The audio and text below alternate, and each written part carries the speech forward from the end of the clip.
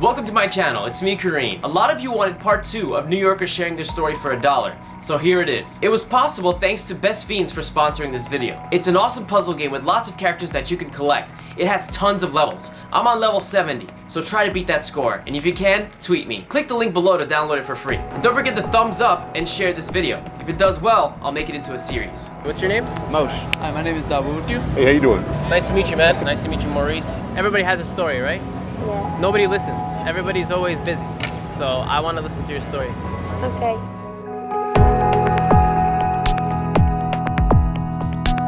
At the age of 1, I was taken away from my mom because she was deemed unfit parent. Like, you know, I was put out on the street. I wound up as literally one of them orphans on the street, stealing to survive.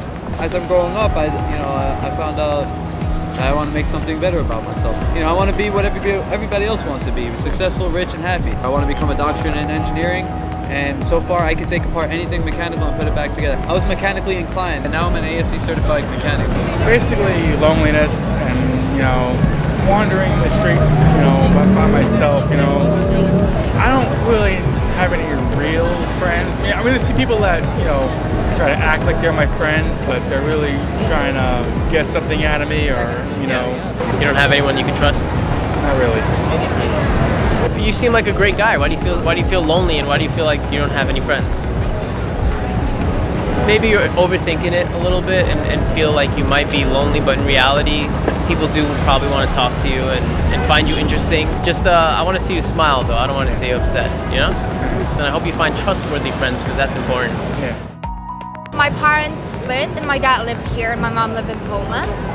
And I was living with my mom through my entire childhood, and it was like very hard because she was abusing me, and like, you know, mentally and physically. She was like manipulating me, and she said she didn't like the things that I liked just because she wanted to, you know, like be hard for me. Oh, wow. Yeah. I was abusing lots of substances actually, and it was like very hard because at one point I was so alone in my life. But then, you know, like I always knew that I could move here and like start everything from scratch and like, you know, be new me. So I was like, okay, I'm gonna move to New York and I'm gonna be a successful, you know, like happy, loving, caring person. That's good. Yeah. And honestly, you know, like I've never been happier. I'm like, happy to I hear know that right now everything is like, you know, I'm climbing the mountain, but it's like, it's awesome. I'm here to meet my boyfriend. So we've been in a long distance relationship from the beginning. Wow. So we okay. met in the same city, and he never lived there. So he's been traveling, and now he's studying in NYU. And I'm gonna check out NYU and see if I want to study here, maybe to be with him. If it wasn't for WhatsApp, we wouldn't have existed. Death of a father. Yeah, how do you deal with that? How is that? Keep it to yourself. You find out in the long run, it bubbles up in other areas of your life, and you don't even know it. You're not even aware until someone you love checks you and tells you, hey, why are you being that way, you know? Yeah. So you took it hard when your father died? I didn't think I did, but I learned later on I did. Yeah, it'll always be there. You just learn to manage it, but it's always deep down inside there. Like for me, every time there's a clear, dark, starry night, it reminds me of my father. Do you have any regrets that you wish you could have done? Spend more time. Yeah, it's always that. Right? Always that, all the time, precious time. Went out with a girl who wears a burqa. I lecture for a living, like on Jewish history. This was in Jordan, and I met her thereafter, walking behind me like she was curious. So I walked backwards, turned around, and said, "Salami alaikum." She blushed, obviously. Yeah. She wasn't wearing a burqa at the time, by the way. We hung out for a few hours. She was fascinated, of course, to talk to a male Westerner. And I said, hey, tomorrow I'm going to go to Syria. I'm going to rent a car tomorrow morning. We'll go to Syria. So she thought I was kidding. I wasn't kidding. I picked her up the next day and we tried to get into Syria. The Jordanian soldiers at the border, they didn't want to let us into Syria. So they respected her because she was Muslim. I said, I'm sorry, but she wants to go. We have to go. I took her hand. I said, don't turn around. If we show any fear, obviously that'll be very bad for us. Took her hand. We just walked out and survived that.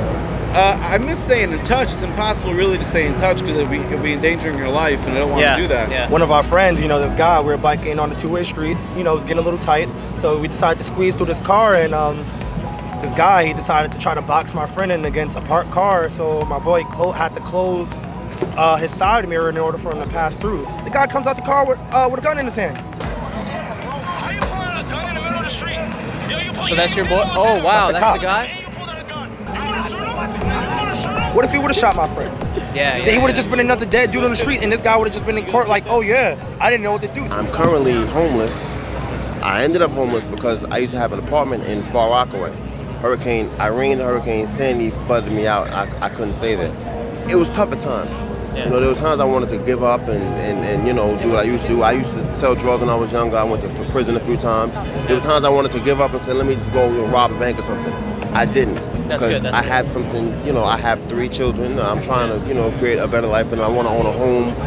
You know, one day have a place for my kids to come, something to pass down to them, maybe start a business or something. I want to do a lot of things. I can't do it if I'm sitting in a prison cell. When you put energy into doing the right thing, good things will come to you. I've learned to not focus on negative energy and try to look at the light at the end of the tunnel. I don't have any family in here in New York City, so that's even more difficult because I'm kind of out here by myself.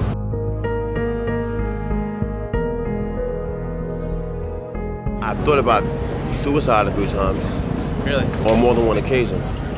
I've even attempted about overdosing on sleeping pills and taking vodka, but it didn't work. I didn't want to live anymore. I felt like, yo, what am I living for? Like, I didn't have a reason to live because I was trying hard and kept failing and falling down. I haven't told my family, my mother, my girlfriend, nobody I've ever dealt with knows anything about that. You're the only person I've ever told. You and just the doctors I was in hospital with. Glad it didn't work. I'm glad you're still here, and you know, I see a bright future for you, man. And you know, instead of $1, I'm gonna give you. Hopefully, this will be nice. $5. So you know what? This is actually a blessing. You know, I haven't eaten all day, so I can actually so go here's in. the extra $1 to get something to eat from. This is great, man. You guys are great. You know, I'm here not to judge you. I'm just here to listen, and that's basically what I'm here to do. You're gonna inspire a lot of people, and you're gonna help a lot of people who are afraid to speak out. Thank you. Thank you, bro. I appreciate Thank you, it, man. Have a good one, all right? You definitely just helped. Thank you. Appreciate it. $5 may not mean much to you, but for somebody like me, in my position, it definitely means a lot. So thank you. Thank you. Thank you.